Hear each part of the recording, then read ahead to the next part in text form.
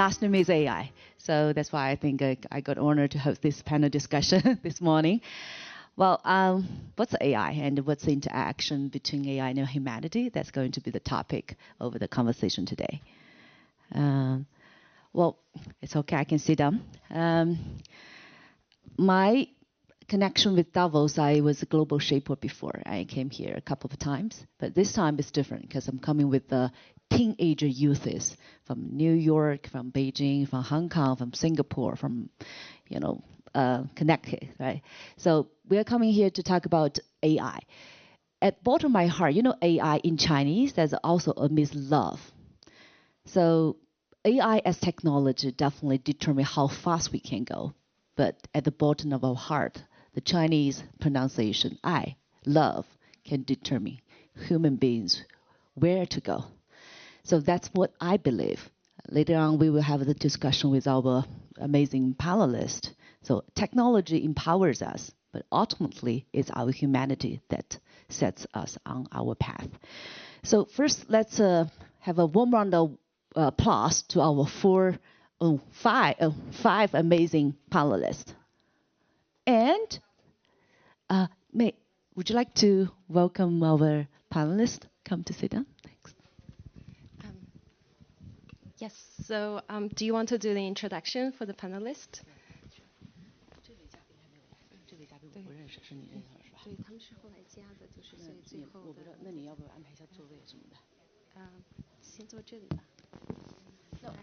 Can we add one more chair? And we got a new panelist coming to our panel discussion. And May, we're going to do the co-hosting, all right? Can you introduce our new panelists and speakers, then for our audience to get more about? Yes, so your bio is super last minute, so we should just try to put it in. Okay, first let me introduce Zhang Lu. She's the founder and managing partner of Fusion Fund. Zhang Lu, can you stand up and say hello? Sure. And also we got Melissa. She's the head of global growth and expansion, and Mia AI. Welcome. And we have PG Go, Professor Go from US. And he's now in charge of the academic director of the Industry 4.0 from National University of Singapore. And we have Daniel Kraft. He is a Stanford and Harvard-trained physician, scientist, inventor, entrepreneur. I know now your title could be founder and chair of the Next Med Health.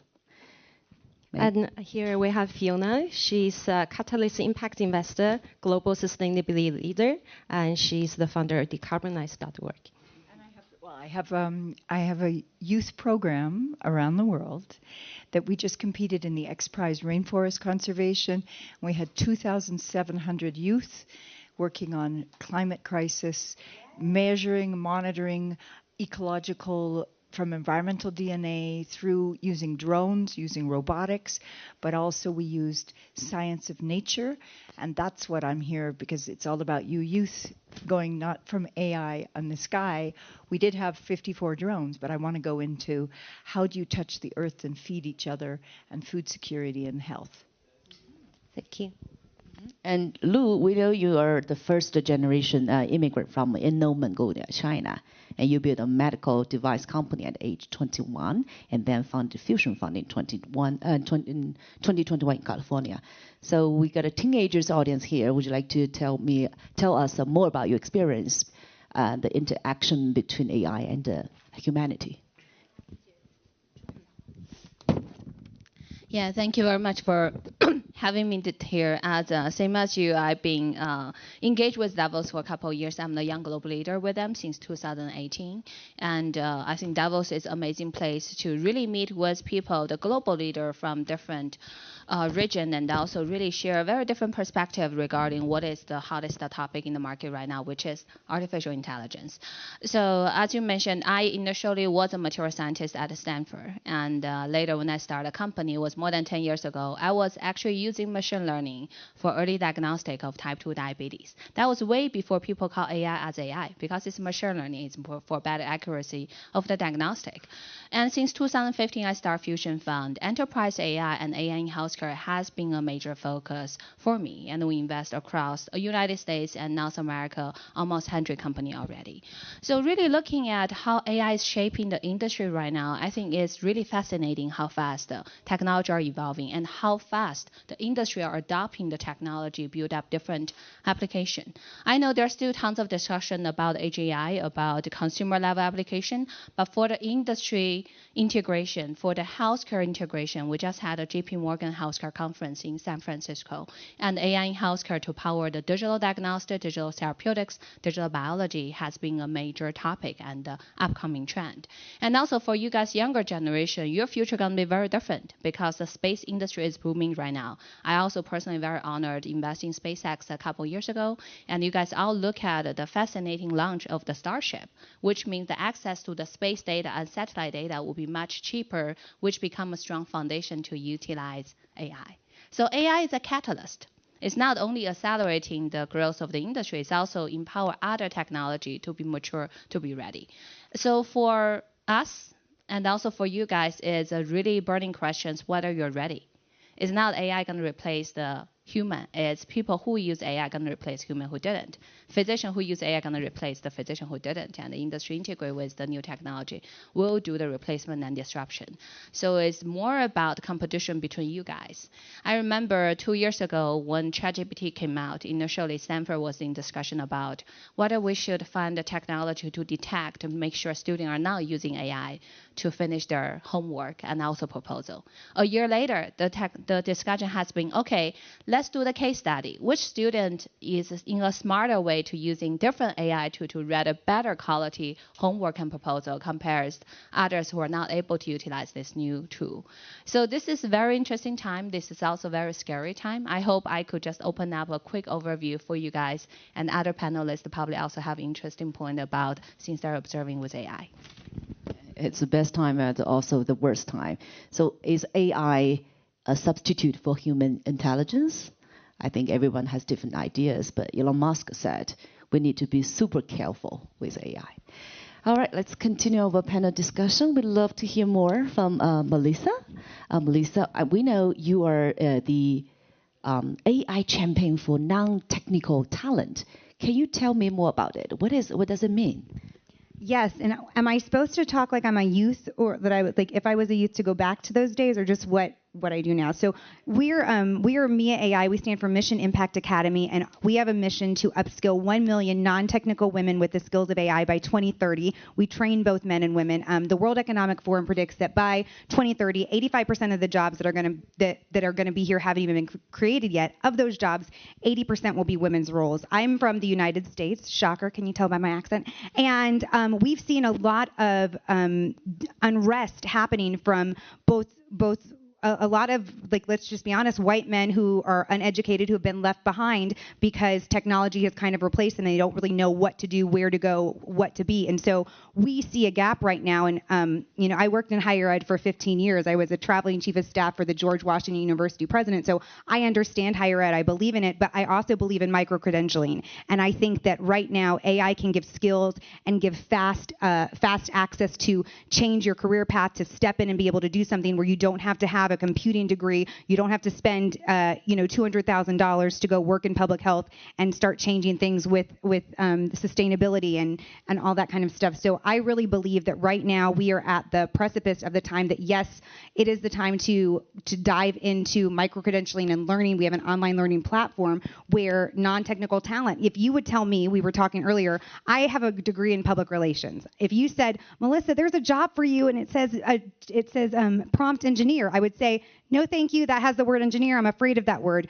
Well, we all know many of us know what that means now. And so we have to break that down for people that are, especially in middle-aged and older, that don't understand what that is. So what we do is we take technology and we make it accessible and we make it understandable. With MIA, there is no question that's too big or too small. We meet people where they're at, because what we'd like at the end of the day is for equality to be a starting place and not the finish line. So that's a little bit about what we do. Thank you. Thank you, Melissa. I know you continue to pioneer new frontier, especially your dedication to empower women in AI. Yes. Can you elaborate a little bit more? Yeah, so we're in about 65 countries right now with about 2,000 learners, and I will share a story of a woman in California. She's a mother of 8, and she specifically did one of our certification programs because she had a goal of moving her family. She was in the California area into a new home, and she saw, because right now people are not using AI. It's still new. There's still time.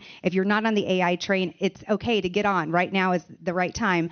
So she took our certification program and did office hours and worked really hard with us. And we saw that she got a brand new position. We also saw, once again, I'll go just to the United States and the Western world. Like if you're over 40 as a woman, they kind of just want to put you in a grave and say you're old and be done with you. Well, we had a wonderful, amazing woman go through our program who was in like about 60. She got the chief marketing officer position at a Swiss bank. So that doesn't really happen a lot anymore. So we're seeing a lot of the women that are using AI, using these skills, that are actually getting new jobs.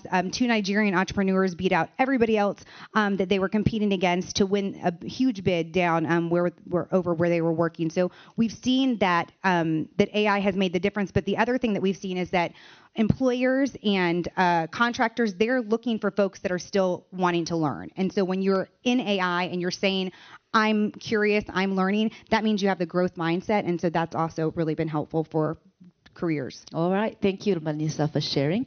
And now let's go to Professor Go, PG Go. You're from we're curious about your work in Industry 4.0 with EUS, National University of Singapore. And how could you lead the collaboration, between business department, like a computing school and engineering school? Sure. So I joined NUS, the National University of Singapore, in 2018, and previously I was actually in corporate doing investments in industrial real estate, and I was based overseas for logistics and shipping companies. One of the things that we started out to do was what we call a multidisciplinary approach. I think it's very similar to what our other panelists have talked about, right? You need to have a cross-functional view of technology transformation. So it's not just about business people going in to say, I want to create a business plan and this is what I want to do, or not just about engineers saying that, okay, this is the technology and this is cool, because one of the things I always tell my tech people is technology is cost. So how do you actually let people know that, let businesses or companies know that you should implement, why you should implement technology generally, right? Of course, now today we talk about AI, but when we first started, we were looking at Industry 4.0 technologies, which is basically your IoT, 3D printing, smart manufacturing, data analytics, whole bunch of things coming together, right? And of course, AI is built on top of that. So first of all, you need a multidisciplinary approach, which is why we actually gathered business school, engineering, and comm science together to actually pull together cross-functional approach. So we have classes in business transformation, but we also have classes in IoT, classes in 3D printing, robotics, etc. So that's the idea, right? That they become what we call T-shaped individuals. So the idea of T-shape is obviously that, if you are just single function, then you are very easily replaced by, in today's terms, AI, right? Generally by technology, because you are too specialized. But if you have broad capabilities across different domains, plus certain depth in certain key competencies, then you are more valuable to the company. So that's what we started out to do. And then I think as of today, we have a steady state of, I'll say a good profile of people across different countries and across different industries. And actually quite a number of people actually use that to pivot across careers as well. I think the other thing that I'll just bring up is my perspective of AI for youth.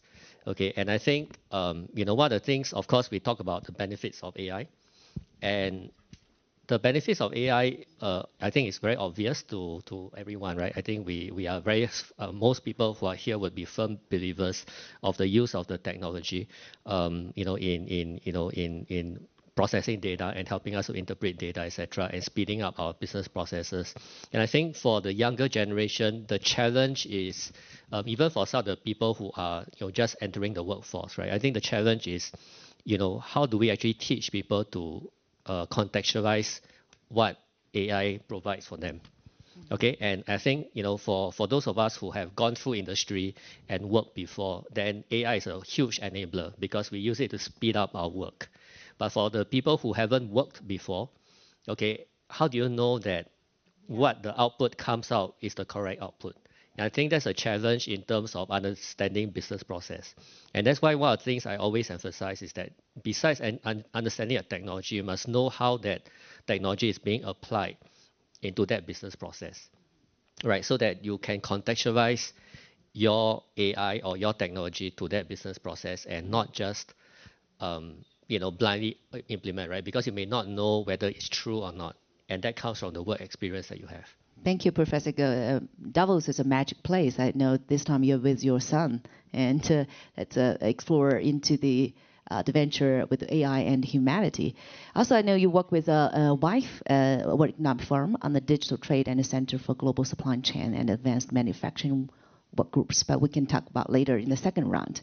Now we will welcome Daniel Kraft. I know you often got invited to speak to the future of health. So can we invite you to give us a presentation? And I know like specific on the future health could be. Thanks. Hi, Daniel Kraft, physician scientist, also out of Stanford, and have spent the last decade or so looking at the future of health and medicine, including the convergence of AI and how things are changing. And maybe just stand up and give you a few slides. I'm going to go like a 5-minute talk just about what's coming down near next and how AI is going to shift the world, particularly in health and medicine. And of course, it's only been 2 years since ChatGPT really launched, and think how quickly it's moving. It's still very early days. In healthcare, it's already able to beat most physicians at passing medical boards, and that was a year ago. So that's even past that today. Many folks go to Dr. GPT to answer their questions before they go to Dr. Google or go to their real doctor, and many folks around the world don't have a doctor available. So disruption's coming, particularly in healthcare, education, and beyond. And I think the challenge for all of us, it's moving so quickly, it's moving faster than regulatory, culture, reimbursement, and politics can keep up. And I think there's a downside. Many of you are very young, and there's a quote from Sam Altman that GPT is like an e-bike for your mind, which is great, but what if you're a kid and you never learned how to ride a regular bike, or you never learned how to develop your biking muscles in the first place? So if you're over-dependent on these technologies for your thinking, what's the downside? Just a thought. But I'm an optimist. I think we're going to have a world of generative health where each of us, anyone on the planet, no matter your age, your culture, your socioeconomic status, will have your own personal sort of agent that will know you, your age, your culture, your language, your personality type, and sort of guide you through your multimodal data to help you stay healthy, to find disease early, and to manage it in smarter ways. So this whole idea of agentic technology and agentic health will come into medicine, and we'll each have our own sort of personalized health buddies for everything from improving our mental health to doing global health as well. So hopefully the future is going to shift from where we are today, and you're the generation that needs to take us from an era of very much sick care, where we kind of spend most of our time and dollars treating disease after it happens, to a true era of healthcare. We're going to enter an era of from episodic data collected in the doctor's office to continuous information from your wearables and your Internet of Things. We're in kind of the blended physical and virtual world. So there's real opportunity to shift health and medicine, and AI is part of that.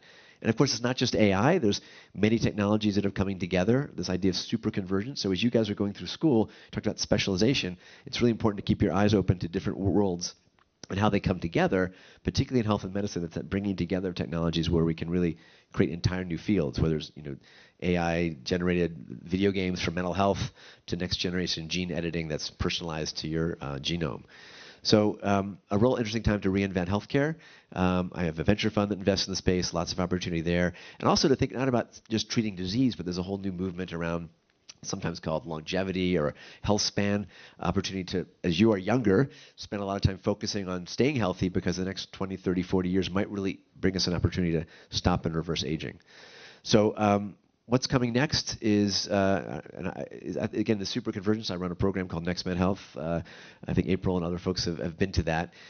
The lesson there is when you're inventing the future, you've got to bring people together from all sorts of different fields and also understand how to change people's mindsets, because many folks, even in Davos, are, there's a quote, "The difficulty lies not in the new ideas, but in escaping from the old ones." And the old generation is pretty much stuck in their old ways. So you guys have to often fight more against that than the technology itself. I'll just give you a few other examples of things that are moving quickly. Genomics, we're now at from a $10,000 genome to a $100 genome. So every disease will be sequenced. All of you will be sequenced. You'll have not just your genome, your metabolome, your microbiome. We're in the early innings of being able to edit DNA and cure diseases like sickle cell, thalassemia, maybe HIV. And the idea of now personalized drugs and vaccines will be here writ large in the next decade.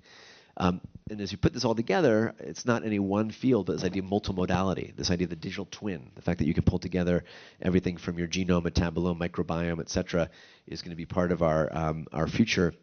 And we'll each have our own sort of digital avatar that we can leverage to understand our own health and those of our friends and communities. So things are moving quickly.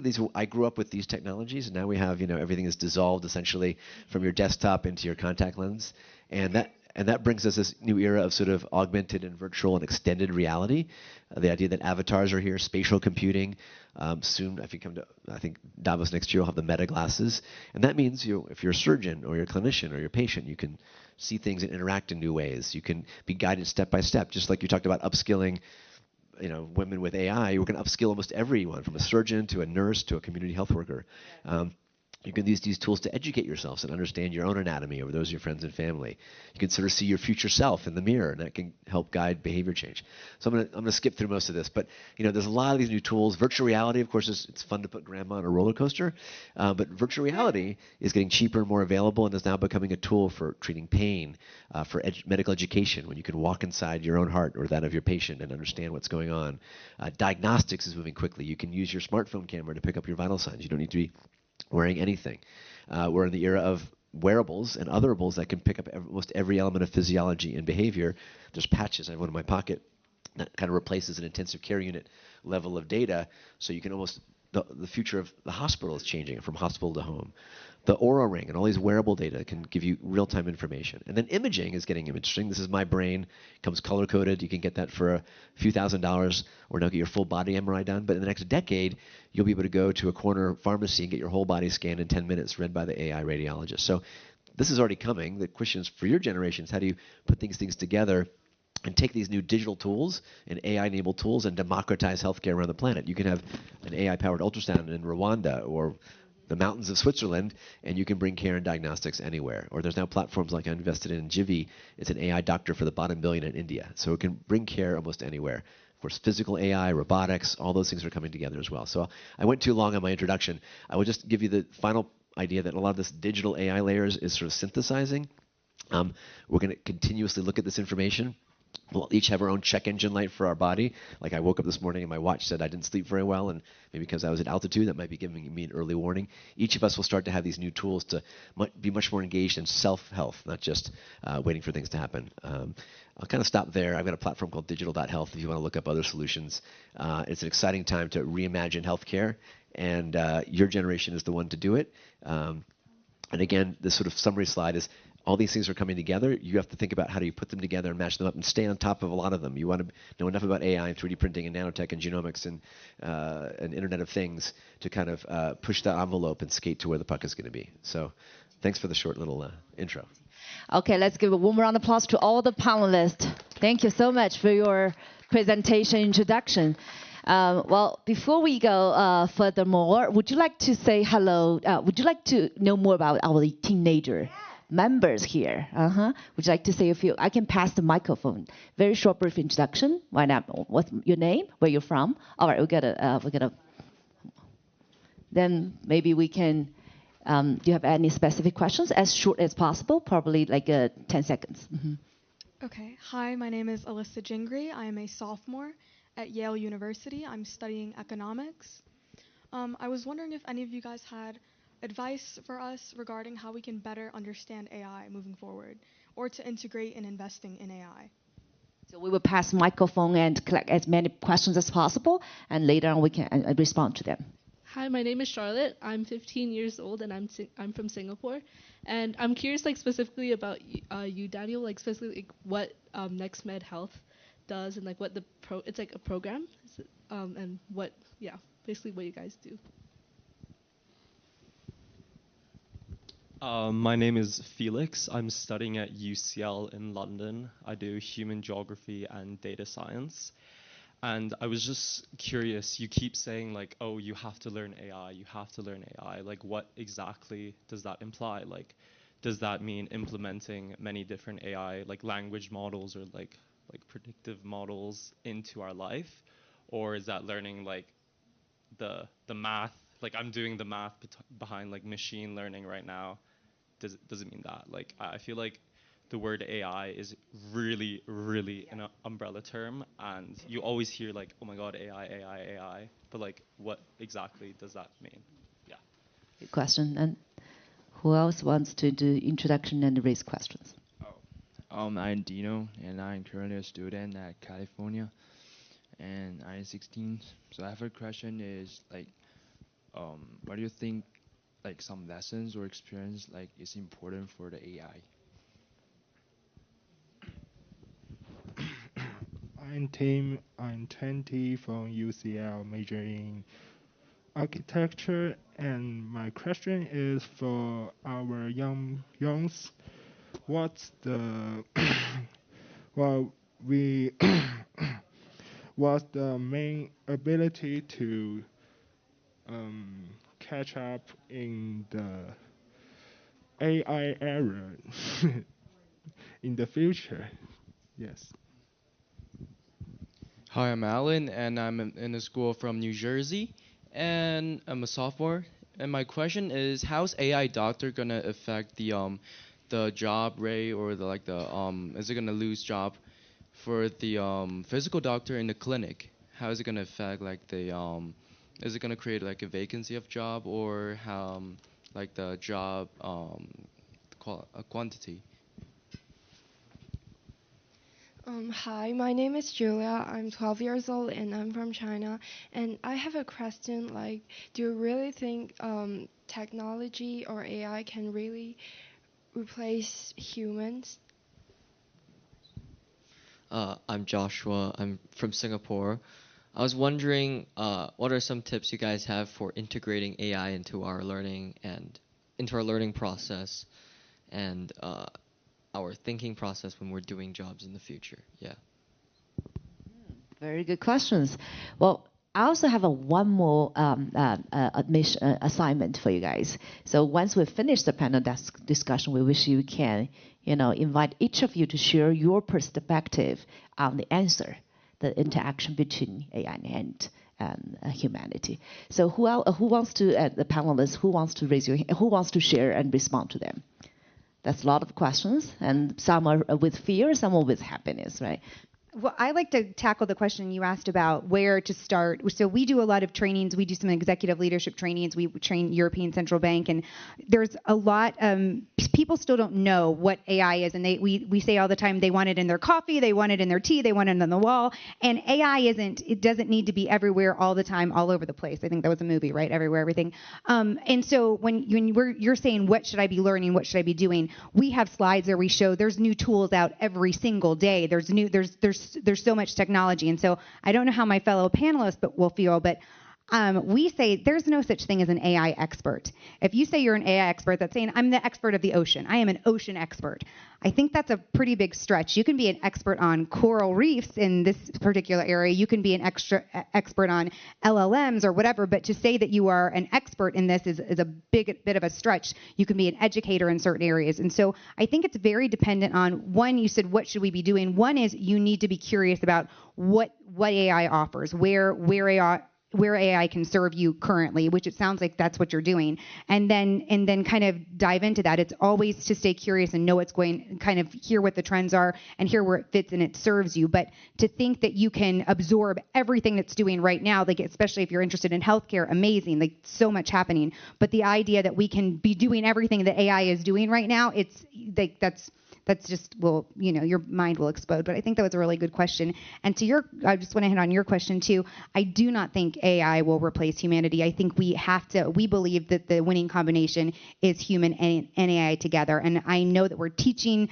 AI to think and feel better, but we as humans, we have to still remain that human to human contact and the empathy that we bring. And I'm an optimist too, and I don't see it ever replacing us. Yeah, you're optimistic. But still, we hear like from the Stephen Hawking, he said the development of full artificial intelligence could spell the end of human race. Who may agree with this very, this opinion? I think from the other perspective, it's more about whether this technology is under control while we're having such a fast evolution process. Another thing is whether we have full understanding of, you guys or the whole society have understanding of the power of the technology and also use it in the right way. Because technology itself is neutral. You can use it to do good things. You also could use it to do bad things, including AI in healthcare. So I think the education of the new technology is very, very important.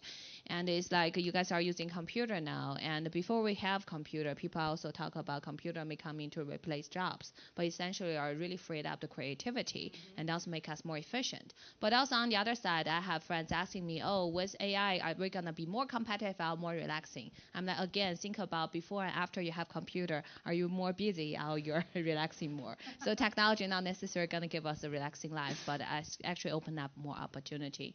I want to echo what you mentioned about really for younger generation getting involved with AI. Very simple. First, if you want to learn, there's a very good class of on a platform called Coursera. I think many of you know Coursera. They have a class called AI for Executive. If it's for executive, most of them don't necessarily have a technical background. It's more for generic understanding of what is the state of the technology, what the technology able to do, and which part is still missing. And also another thing is just try to use AI tool. Doesn't mean you have to be the one developing the large language model or fine-tuning the model. No, but you need to use the AI tool because while you're using it, you're giving feedback. You're part of data collection. That's really the foundation to train the data. Regarding what you mentioned about female, one thing we're really championing is more women need to use AI too. Otherwise, the data set is biased. Only if we all contribute our data to the AI fine-tuning come back give us a very good technology solution. And specific for whether AI going to replace jobs, especially for healthcare. In the United States, I think the near-term issue is we don't have enough physician and nurse. So we have the company doing AI for medical coding, make physician more efficient. They don't need to spend time on AI for coding. Medical coding, we have company using AI for medical image enhancement. Instead of doing a 1 hour long CT scan, you only need to do a 5 minutes low resolution scan. AI upgrade the color to the high resolution. This is a company are making $20-30 million revenue, not just in early stage. So we still need human in the loop for the current stage of the AI. In the future, you will find out even for now, you find out which capability is more important when using ChatGPT. The capability of answering questions or capability of asking the right questions. Also, whether you have the skill set as a leader, you break down the big generic questions or problem to a specific small questions and assign the specific task to ChatGPT, Cloud, or different Gemini to really finish it for you. So it's more like a leadership and management skill instead of just solving a problem. So I think that's the part. It's a new challenge, new opportunity for everyone. So it's evolving very fast, but you guys are young. You guys are learning things very fast. Recently, I have a very good journalist friends in Silicon Valley. They did an interview with a group of high schools and also freshmen at college. And they told this journalist that 80% of the time they're using different type of AI application.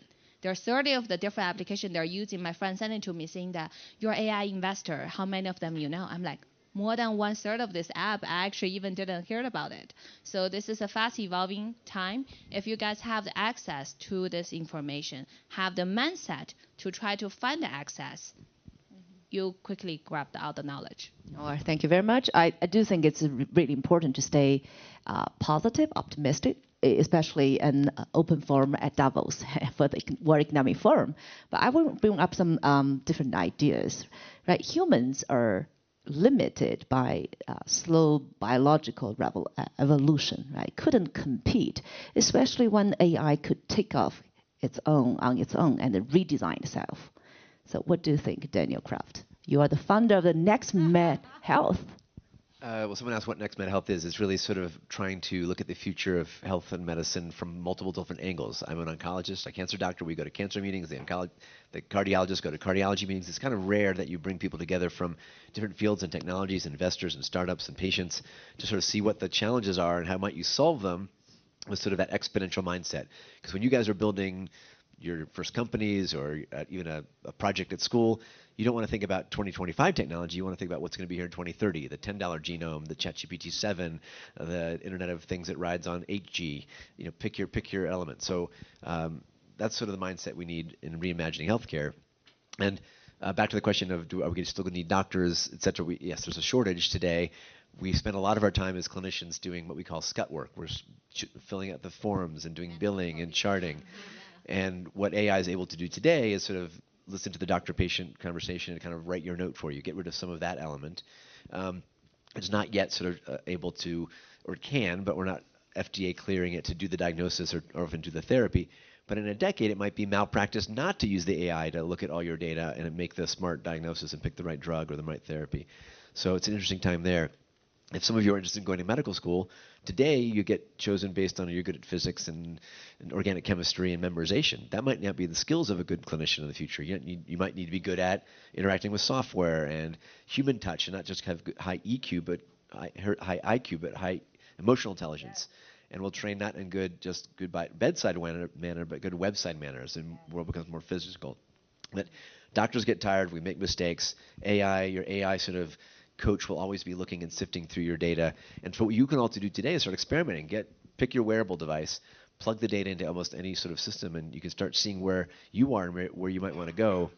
And hopefully this future will be one where it's kind of like some of us grew up without Google Maps or Waze. We used to drive with paper maps, if you can imagine that. The future of health and medicine should be one where we have a Google Maps or Waze of health and medicine. From Davos to San Francisco, we're all sharing our data. We end up with better maps, and we almost enter in a world of real-time maps.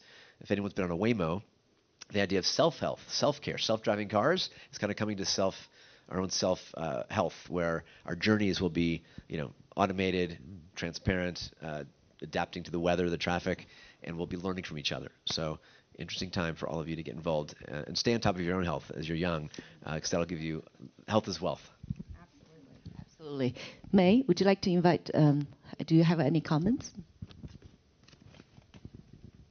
Yes, actually, I was in your student, I was in your seats about 20, 30 years ago. I think in every age and every era, we have challenges. I studied engineering science at Oxford University, and that was machine learning before machine learning. That was AI before AI, and we were building digital health devices and telemedicine. I think if we want to be, catching up to the technology, so as to say, we need to go back to what is human, what is the humanity, what is core in each of us, because the needs are the same.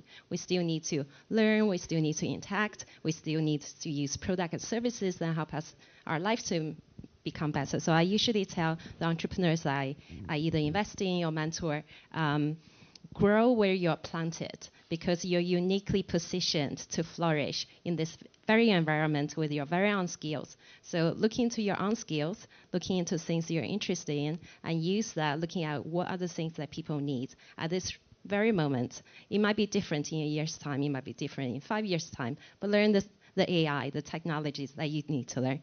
But before we go on further, I would love to have Fiona to share a little bit more about her work and how technology, the intersection of humanity, because I know you work with indigenous leaders, you work with youth, you work in an interdisciplinary manner, which I think is really important going forward. Well, thank you so much. Hopefully we've got a few slides. That was what the tech side there. Let's see if it'll work. But it's really fast and sweet. There we go. So you've got the clickers. Thank you, sunshine. Okay, so I've been a political journalist. I've been an Ayurvedic and Tibetan doctor. I've been a teacher, a school teacher.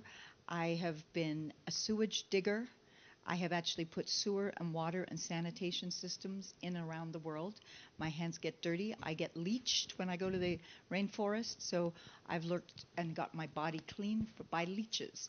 I've worked on microbiology, investing into food and food security, because that's the thing. So when you go forwards, you can look into things like this is our UN wheel.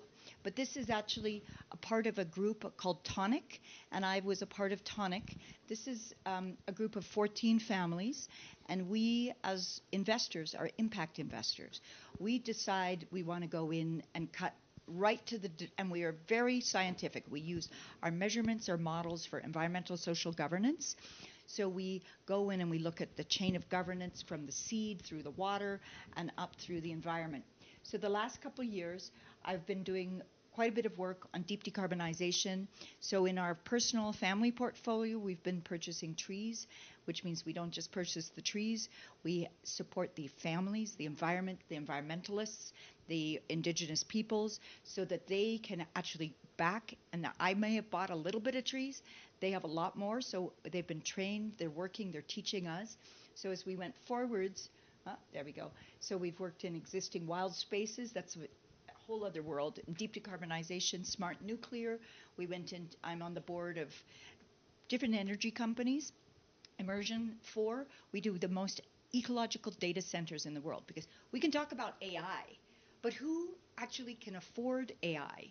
It is very elitist. I'm sorry, it's extremely elitist, because even my team that we just competed on the X Prize Rainforest, it was the top leading competition in the world for microcredit, what I call it. They forgot to put it in because it is about the cost. I had 176 scientists, 19 universities, National University of Singapore. The team, we had 2,700 students. Yes! And I wanted to challenge you.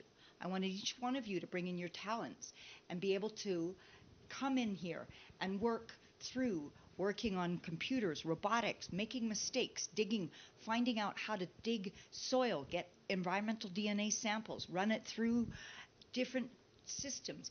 We had the $1.99 red bucket. You know why I put the $1.99 red bucket in there? Was because so many kids grew up with a bucket, and they needed to know what is in the bucket. And for $1.99, our biggest test that we were able to do was get our water. And our water, Singapore, we found 116 contaminants in the drinking water of Singapore in a $1.99 bucket. It did cost $56,000 to run the testing on it, but with land and help, 9 big supercomputers, the AI, so we had the drones above, 54 drones. We went under, we worked with NASA.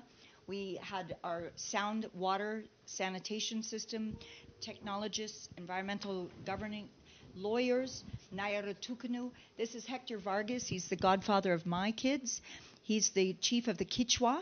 He's an environmental social justice lawyer. He's now fully trained on the AI. He can measure and monitor in the rainforest of Ecuador so that we can, sorry for saying it, we can continue suing Chevron, Shell. What do we need? We need the evidence in the $1.99 bucket. So there's this sense of humor about it. So it's really about taking it. So here's our systems were built. This may have some of the most advanced NASA technology for sound conservation. We could hear 500 varieties of birds, 300 bats. We could go down to programming our AI to be able to understand when one toad was in distress because he could not find his mate. Wow. And so we have the tech. We went down into the environmental DNA. We looked at the microbes, the bugs, and the gut biome. So we're here. We can do it. And we can do it affordably, but it is very much an elitist action because who can afford that amount of things? If I will say, people ask, I co-finance this basically for myself because I didn't take any sponsors, because the risk of infecting not only my own body, but I want to be honest with you, these are very powerful, beautiful people, and the youth and the environmental lawyers. Our cases are very complex because we are going against some of the largest industries in the world. And so I cannot have, Google or Ford or somebody giving me some money while they're using or abusing the word as well. So it was really important that it was all volunteer, and so that it would be as much democratized as possible. And that's why we were also the main open source team in the world to compete and say, we have a problem on the planet, but we have a group of you, the youth, and the technology to be able to make a difference and do it together. There you go. So that's enough. There you have it. So I've also invested in Ethernom, Money on Mobile, Sounds World Solutions, the world's cheapest hearing aid. The AI in that hearing aid was not just a hearing aid. We were able to listen cardiovascularly to be able to figure out when somebody was pre-heart attack, when they may be going towards a stroke, when they were close to dementia, when they may even be suicidal. So we have, it's early on, the processing of it. I did the crypto wallets. I did the money on mobile, the most advanced money systems in India. So with money on mobile, when everybody got addicted to the cell phone, then I wanted them to have addictive apps that they could work on. And that's your job. You guys, we've got the system. You guys build the apps and we'll put it on the system. There we go. I think that's it. That's good. The crypto wallets, again, most advanced techs on being able to lower the cost of any tech, because otherwise it's not viable for most people. And that is a series of our forests, and those are the most rare 2,400 plants in the world. I'm never going to tell you where they are, because that's what I am also, is I empower you all to be seed savers. And so you can feed the planet, but those are some of the most valuable medicine plants in the world. Thank you very much. Thank you. Let's give all the panelists a warm round of applause. To do good and to be good, I think that's all we need to do. But with AI, with artificial intelligence, it could be easier. Now, looking forward, how do you believe the technology, particularly in AI, is impacting on humanity? So I would invite each of you here, the youth representatives, to share your perspective in within 1 or 2 sentences. Are you ready? Are you ready? No. No. I mean, if you're not ready, maybe I can invite Professor Go. So we talk a lot about health, art, right, and the education. So are there any new economic theories or business models emerging that reshape our understanding of human economic and behavior, given your study? Wow. Yeah, I think that, if I think just stepping back a little bit, right? When you look at, AI capabilities, right? Of course, there's a lot of hype, I think, around it, right? But what we talk about is actually specialized applications. So in certain, specialized domains, right? I mean, like individual domains where there's data set and you can train, like medical, environmental, and manufacturing, etc., right? They are good for single functions. So in that sense, it's an enabler for us and not something to fear. That I feel so, right? Because the capability for general intelligence, we're not sure yet, right? Whether it can be a fully functional human being, like what we think about, in terms of that, or whether they're just training off of the ChatGPT type data sets that we have, But of course, in terms of the actual business functions, I think the capability has really improved, and that really accelerates the capabilities of businesses to improve, right? And I think a lot of companies are working on it. So there are big companies that are obviously spending a lot of money on it, and there are obviously like emerging technologies and startup companies that are looking at that. Based on my observation, I think there are some challenges. Some of it is regulatory. In terms of getting approvals for getting the technology approved, or whether you can get social acceptance, especially when it comes to consumer behavior, whether you can get social acceptance. If you look at big tech, for example, just like you mentioned about the work that I do with WEF, for example, right? So I'm involved in a couple of projects, and this week there'll be a couple of reports published. One today and the other one on Thursday. So there's for example, they have a Frontier Tech initiative, right? So a Frontier Tech initiative around how do you use AI, right? In manufacturing environments, and part of it is looking at agentic AI, right? Can AI be autonomous? In terms of decision making in management, so there's a lot of companies pushing the boundaries, right? When you talk about economics, when you look at trade tech, for example, in trade and global trade and supply chains, how do we share information? And actually, this has been talked about for a long time, right? How do we share electronic information, with electronic bill of ladings? How do you share trade information between customs across different countries?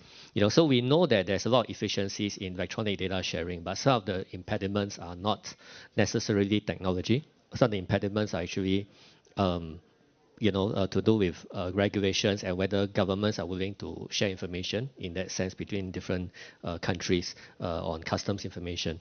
And that's why, like, even a few years ago, you hear a lot of talk about blockchain, you know, where we want to use blockchain to authenticate the information, right? So when it comes to trade data, so all these business models, you know, obviously there's a lot of potential, but you know, is to me it's not really that new. You know, it's an acceleration of the efficiencies that we could get from all the data integration and data sharing. Okay, but to actually realize it, right, it actually does take a fair bit of time in terms of compliance, in terms of regulations, and you know, and I mean, I'm involved in startup companies as well, right? And that's why I know that it is very difficult to get traction, okay, to actually push that boundary, because a lot of it is regulatory, a lot of it is also the consumer acceptance. Because when you think about it, e-commerce acceptance took like 20 years before e-commerce is today, right? So do you actually, you know, can humans actually trust the system to make the decisions for them? And do humans actually trust the vehicles to drive them, right? For example, or the planes to drive them by themselves. And a lot of it is consumer acceptance as well. In order to better to answer the question we have for this panel discussion, which is the technology, AI, impact on humanity, here's my answer. And then later on, maybe everyone can share and give a good examples of our students. I believe that balance is the key as we continue to navigate this exciting area of technology. Let's remember the importance of balance. Balanced innovation with human values and ethics. So what can we do? What can we take? What's our takeaway from Davos, from this panel discussion? As I said, I was sometimes being introduced as Miss AI. At the very beginning of the panel discussion, I said, yeah, AI can accelerate the way we go, but only at the bottom of the heart, the AI, love, the value I believe in as a human being can decide the way, the direction we go. So that's what I believe. So what's your answer, Daniel? I think it's words matter. I think we're so AI. I like IA, intelligence augmentation, rather than the sort of artificial word, because it's sort of being integrated into our holistic lives. So I think in terms of balance, you know, how do we maintain the human spirit without sort of offloading our cognition and our journeys completely to the AI agents? How do we keep the rails on there? There's dangerous elements. You can design a drug for chemotherapy or design a new virus for bioterrorism. You can 3D print a gun. You can 3D print a medicine. All these things are there, and maybe we need to have AI layers to keep us safe. But again, who programs those? Whose values do you plug in? And I know we're in Davos. I don't know how to parse the global competition, but because there's competition, sometimes the rules get a little softer. So I think we need to be staying human and communicating and make sure our global values keep AI and IA in check. Thank you. Melissa? Sorry, I was trying to put my phone on silent and I made it loud. I think one piece, going back to there are bad agents out there, and there was something that I wanted to bring up, that right now you all are the ones that you have the opportunity to teach the data, to teach AI. We want indigenous voices that are in, we want those languages in AI. We don't want, I go to the BMI, which I have a big problem with BMI. It was how your weight and everything, and I was always overweight because it was judged on like 6 foot tall German men, and they were all muscle or whatever. And so when we go now with what AI is, what we're feeding that data and everything, we want to know where you are living. If you're in Singapore and how you say something is cool versus if you're in Kansas and how you say something is cool, that needs to be taught to the AI so it spits out the right thing, and it spits out what's culturally appropriate in different areas and different religions and everything. So it's your job to actually teach the AI. Whereas kind of, Instagram, Facebook, Snapchat, TikTok, all that stuff kind of came at you. Right now, AI, we have the opportunity to create AI and also legislate at the same time. Hopefully, we are doing that together. We're doing it in partnership, and we're not waiting to, like what we've seen happen where, all the CEOs are coming before Congress 20 years later after everything's screwed up. But I do think it's very important to your point that there can be some very dangerous pieces with AI in terms of chatbot, in terms of having relationships. I just want to talk about this. We had a terrible situation in the United States where a 14-year-old a 14-year-old teenager built a friendship, built a relationship, built a romance basically with a chatbot, and ended up taking his own life. And told the chatbot he was having these feelings, and there was so many missed opportunities and so many ways that this technology didn't step in, and also ways that this technology shouldn't have been talking to a 14-year-old. So there is some scary stuff that we need to pay attention to. And when I say we, I mean you, because you guys are going to be the ones that are developing this, that you're talking to it, that your classmates are doing this, so share it with the adults. So I think it's very important to stay alert and to keep those ethical guards up, and hopefully help create legislation, speak out about those companies now, while it's still being created and in the works, and not 20 years later down the road. I think that these days the technology capabilities, even of AI, is much more accessible to people, right? So you don't actually need to know that much programming. You can get a lot of code from online, and then you can sort of incorporate the code in it, right?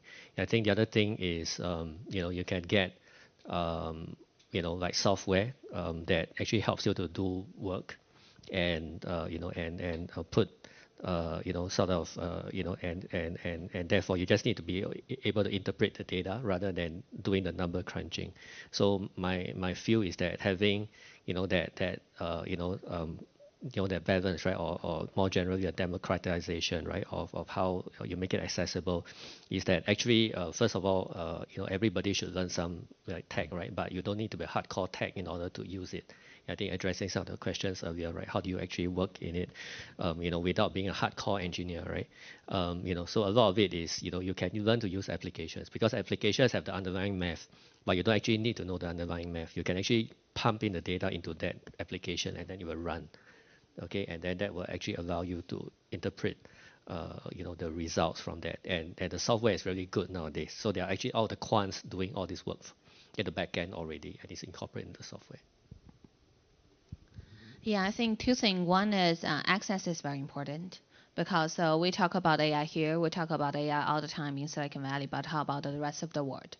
Does the rest of the world really have the right channel to access to the information, keep up to date what is going on? That's what called equality. Used to be equality of the wealth, equality of the resources, but now it's equality of the access to information and also the technology. I think that's really, really important. And another thing is regulation. I personally don't think we should regulate AI per se, because technology is neutral. I think we should regulate the data, because data's quality and also the foundation of the AI training, lots of the rely on the different set of data. But on the other side, data regulation requires global collaboration. It's really hard to define who owns the data, because data flow. There's no so-called national boundary when you're generating that in one region and using another one. And we also want to utilize the data all over the world in order to create a solution that could be applied for people from different countries. So I think that's really another important topic to discuss for us. Yeah, and that's where you can see the rebel in me.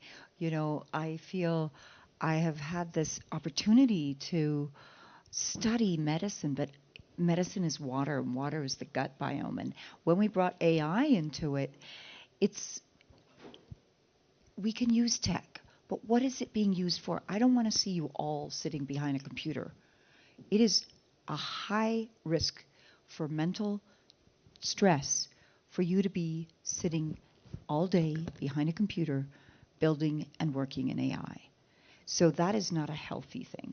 So the core, for example, right now, I just co-invested in a company called Clinicom, and Clinicom does mental health testing, use the most advanced AI, and does a digital twin. And so that is really revolutionary for the fact that we can able to diagnose and treat, and diagnose and have the doctors treat. But I disagree with them treating with Prozac or Ritalin for mental health disorders. That's me. I can hold up my own stance.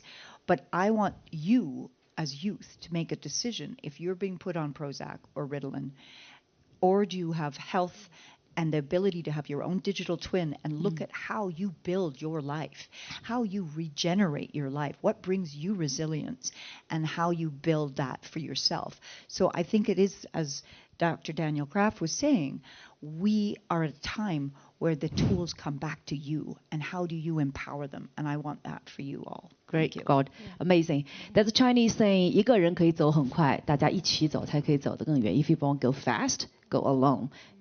But if you want to go far, you have to go together. So only by working together, I believe that AI, artificial intelligence, and human can solve together the social's biggest problems.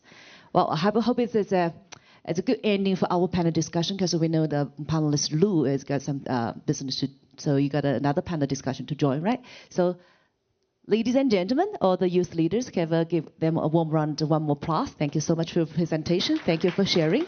And now I will pass the microphone to May, and May, you will lead the discussion and group discussion with all the youth, between the youth and the mentors, okay?